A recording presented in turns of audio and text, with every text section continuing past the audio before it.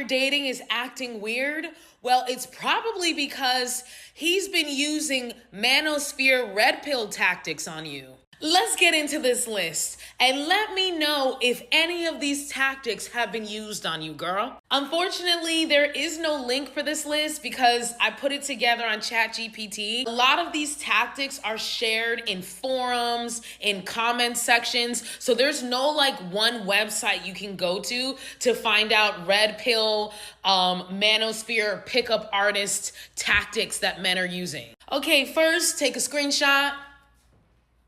Okay, great. Before I get into the rest of this list, let's look at a couple of these, shall we? You know those backhanded comments that guy that you've been dating has been giving you? You know, the ones where they say things like, you're really pretty for fill in the blank, yeah. The ones that make you feel a little bad and you're not really sure why. That's called negging, girl. And they're teaching each other how to do that. They're trying to destabilize your confidence. Girl, push and pull, another familiar tactic where they're affectionate one minute, they're cold the next minute, they're available one minute, they're unavailable the next minute. He's not busy, girl. He doesn't have extra work. He's implementing push-pull, the push-pull tactic. Go ahead and take a screenshot. Make yourself scarce, strategic unavailability, another version of that, intentionally being unavailable so that you can fuck with people's heads. Qualification hoops, ask questions or create standards she must satisfy to earn approval, attention, or continued pursuit. This is what Voice Memo Guy was doing when he said, I need to see if we're compatible before we move forward. This is what he was doing. Grab your screenshot. Compliance tests, make small requests and observe whether she complies. Gradually increase requests as measure of investment. This is them pushing up on your boundaries, Bookie. Sexual escalation. Speaking of Voice Memo Guy, this is exactly what he was doing. Deliberately move an interaction through increasingly sexual stages rather than allowing it to develop spontaneously. You know, kind of like demanding sex on a second date after you literally just had your first date. Grab your screenshot. Pattern interrupt. Respond in an unexpected way to disrupt a familiar interaction pattern and capture attention. You know, when he starts switching up on you, suddenly he was all in your shit chasing you. Now you can barely even get a text back. And lastly, grab your screenshot. Number close, kiss close, sex close. Treat stages of dating as objectives to be deliberately closed. You wonder why Voice Memo Guy sounded like he was making a cold call and trying to close a deal? There you go. Sex before commitment, withholding commitment. Don't provide exclusivity or relationship status until she has demonstrated sufficient sexual/romantic investment. And I'm sure the emphasis is on sexual. They don't give a damn about romance. After you go through that list, suddenly all of those confusing behaviors from that guy that you were dating suddenly start to make sense. Don't let these men have you out here thinking that they're dumb. They're far from it. They're calculating as fuck. Men are just hoping they find a woman who is insecure enough to agree with everything he says. So if a man says, like, if I pay for your dinner, then that makes you a sex worker. If I pay for your things, that makes you a sex worker. If you won't go 50-50 with me, that makes you a sex worker. He literally is just hoping that you would be one. Because this is a man who would love to sleep with you for the price of a coffee. This is a man who would love to sleep with you for a walk in the park like you're a dog. Like, these men, they're not hoping to split bills with you because they care about equality, because they care about patriarchy, because they care about women. These are not men who give a crap about you. They only care about themselves. They care about getting in your pants. They care about getting you into their beds. They care about never spending a dime on you. These are not men who are looking out for women. These men are not looking out for women. And then all of a sudden, a bill comes on a dinner date that he asked you to, and he's a flaming feminist. At the end of the day, money aside, what about your self-respect? He doesn't respect you. He doesn't respect women in general. He is being nice to you because he wants to sleep with you. You have to understand that men think that you are stupid and they think that they are more smarter than you. Okay, that's how men think, right? So when they start speaking to a woman, they start strategizing how they're gonna get the most from this woman. That's literally how men see it. Okay, a lot of men are very selfish. Some obviously are a little bit more generous than others, but most of them are very selfish.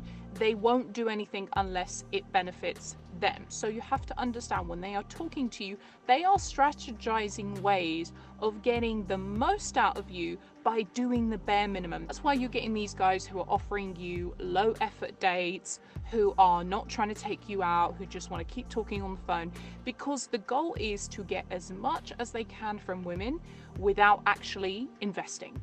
And they learn very early on how to charm you, how to deceive you to get what they want. To be really ahead of the game as a woman, you need to be able to recognize patterns. I don't care about what he's telling you. I don't care about the words. He said this, he said I'm amazing, he said he's gonna take me here, or we're gonna go here, we're gonna go here.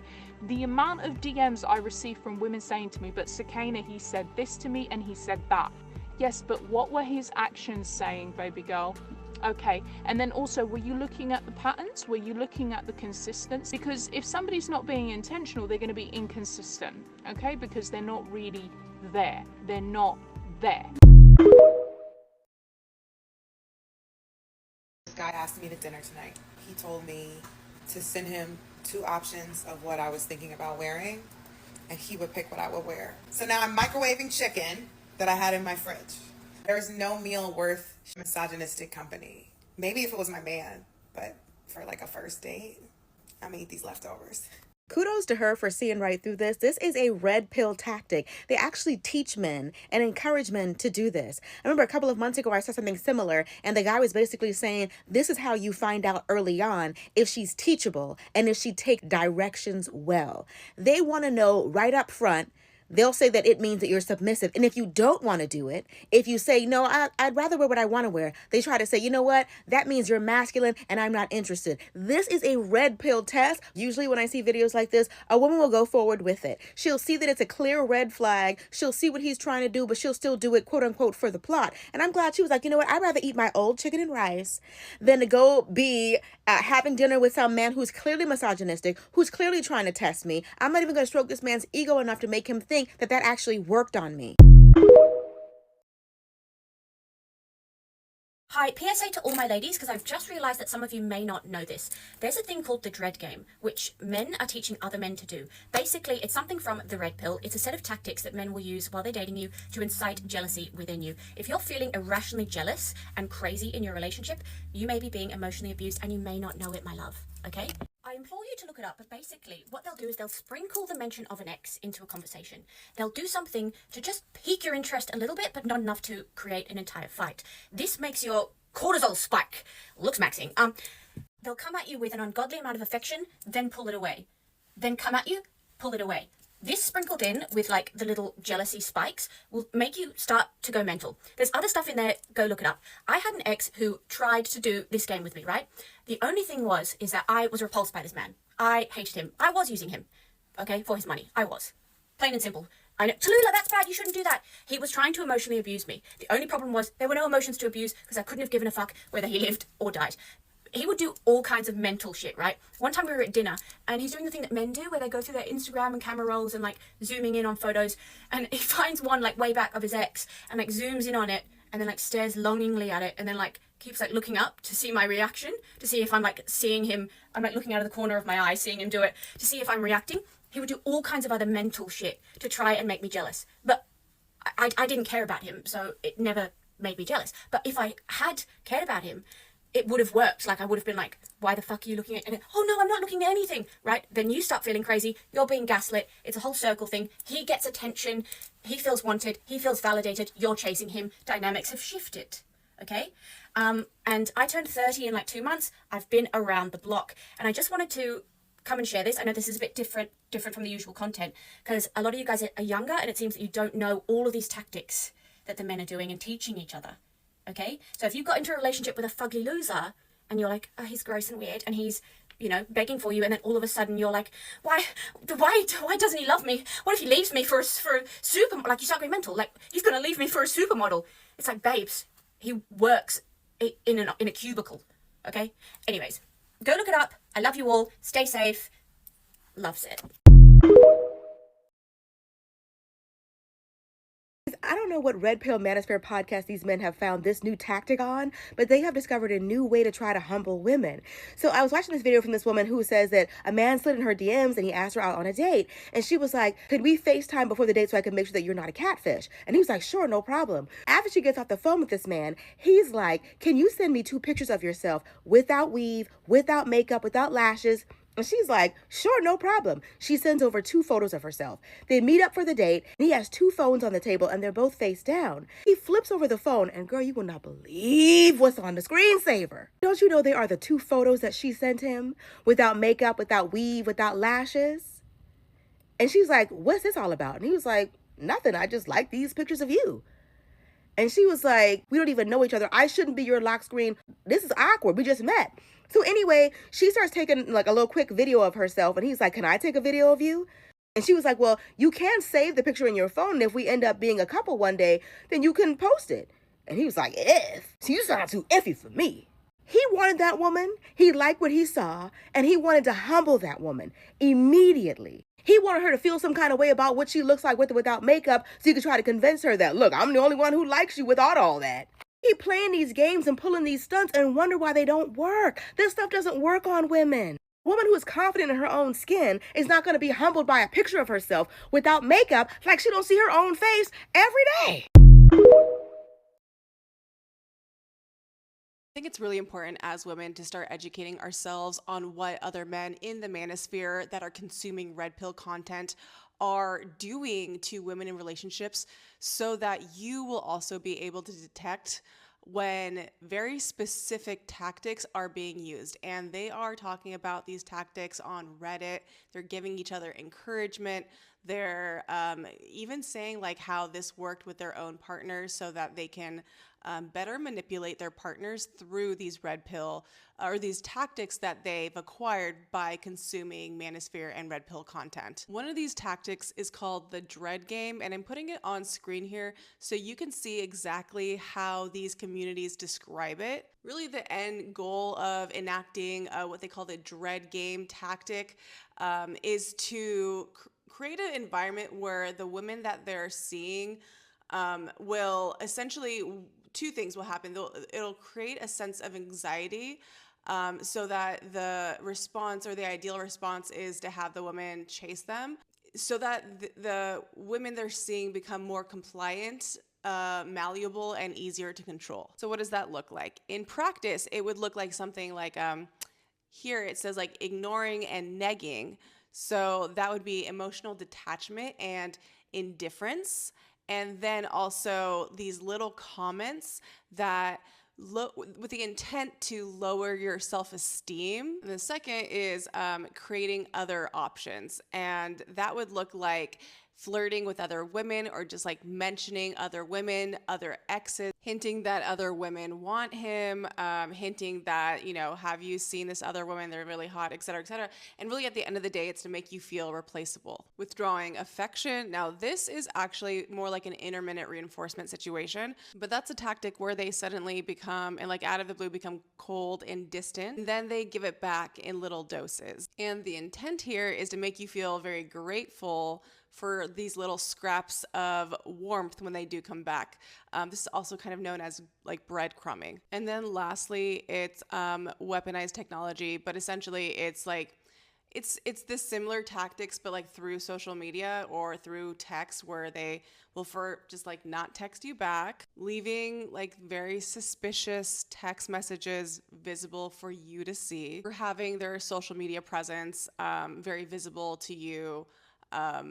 If they're doing something like liking a bunch of Instagram models, for example, with the intent that you see it. And if you're not aware, these aren't just some tactics, by the way. This is abuse, and they map very cleanly into the Duluth power and control wheel. I'm also a domestic violence advocate, so All of these tactics map very cleanly into coercive control, into emotional and psychological abuse. What these men don't realize after they consume this content is it's essentially teaching them how to become abusers.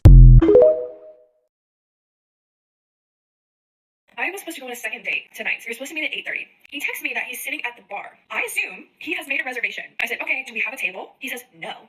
I said, okay, is there another seat for me at the bar? He says, no. And I say, hey, we don't have a reservation? He goes, no, they don't have reservations. Not only do they have reservations, but at 5 p.m. this evening, I checked, and they even had an 8:45 p.m. reservation open. I said, okay, so what's the plan? He goes, I don't like your attitude. I had to text him, and I had to say, you're not planning accordingly for a date? And then saying I have an attitude about it is truly insane behavior. Now, this could very well be a red pill dating tactic, because this is like the second or third time I've heard a woman tell a similar story about being in some major city and a man planning a dinner date, but he doesn't make a reservation. And then when she gets there, he acts all like, I don't know what we gonna do. I guess we'll just walk around. Now he got you on a walking date. Or he says, let's grab a drink at the bar. Now you're on a drinks date. Two things that you would have never agreed to. Some of these men have an unhealthy obsession, a fear, a phobia, if you will, of being used for a free meal. They're so afraid that if they put $30 or $40 into a woman's vending machine by paying for her dinner and schmacks doesn't fall out, that they've been used, hoodwinked, bamboozled, led astray, run amok. It couldn't possibly be that he had the personality of a rock. Or they were rude to the waitstaff, or they were an hour late, or they were flirting with the waitress, or they were way too touchy-feely. It couldn't possibly be that he talked about himself all night, or even worse, one of his exes. No, it couldn't have been any of that. It had to be this woman was hungry, and he's a one-man soup kitchen. I wish you had never texted him back. A man like that needs to sit and think about what he's done. No one is coming to save you, so at least let me try. Welcome back to my series where I expose red pill content, the manipulation tactics being taught, the psychology behind why it works, and who it works on, so you're not caught off guard. Role framing. Role framing is when someone subtly assigns you a role in the relationship dynamic before you consciously choose it yourself. In the red pill manosphere spaces, specifically, men are taught to frame women into certain positions. The chaser, the emotional one, the good girl, the cool girl, the submissive woman, the needy woman, the difficult woman. The goal is to shape how you see yourself around them, so you start behaving accordingly. You seem like the type of girl that gets attached fast. You're probably crazy when you like someone. I can tell you're submissive. You're not like other girls. You seem low maintenance. You're the kind of girl that a man has to lead. The psychology humans adapt naturally to social labels and expectations. It's called behavioral confirmation. Once a role gets assigned, many people unconsciously start performing in it, especially if they want approval, attraction, and connection. This tactic works best on people who crave validation, people with weak identity boundaries, people who are conditioned to be liked, anxiously attached individuals, and people who mirror others to maintain connection. Healthy relationships allow you to discover who you are naturally or be who you are naturally. Manipulative dynamics try to define your role before you even get a chance to.